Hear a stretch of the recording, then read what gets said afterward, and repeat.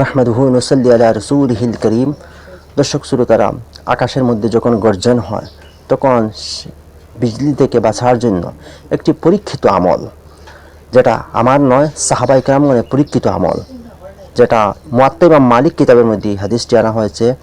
আব্দুল্লাহ ইবনে জুবাইর রাদিয়াল্লাহু তাআলা আনহু থেকে এই হাদিসটি বর্ণিত, আন্নাহু কানা ইযা সামিআ আর-রা'দু তারাকাল হাদিস ওয়া ক্বালা সুবহানাকাল্লাযী ইউসাব্বিহুর রা'দু বিহামদিহি ওয়াল মালাঈকাতু মিন খিফাতি।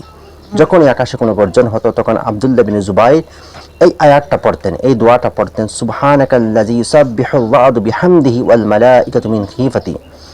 এই দোয়ারের বরকত এতটুকু রয়েছে যে আব্দুল্লাহ ইবনে আব্বাস রাদিয়াল্লাহু তাআলা আনহুমা বলেন, আমি একবার কারিউল কোরআন হযরত উবাই ইবনে কাব রাদিয়াল্লাহু তাআলা আনহুর সঙ্গে যাইতেছিলাম। তখন আকাশের মধ্যে অনেক গর্জন শুরু হয়ে গিয়েছিল।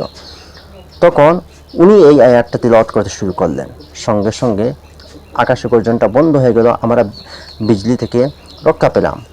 আব্দুল্লাহ ইবনে আব্বাস রাদিয়াল্লাহু তাআলা শুধু এতটুকু বললেন না, উনি বলেন যে আকাশে যখন গর্জন হয়ে যায় তখন কোনো ব্যক্তি যদি এই দোয়াটি পড়ে আর তাহার উপরে যদি বিজলি পড়ে, সেই ব্যক্তি মৃত্যুবরণ করে, তাহলে তাহার দিয়ত আমি নিজে দিয়ে দিব। এর অর্থ হচ্ছে, অর্থাৎ তাহার উপরে বিজলি কখনোই পড়বে না, সেই গর্জনে তাহার কোনো ক্ষতি হবে না।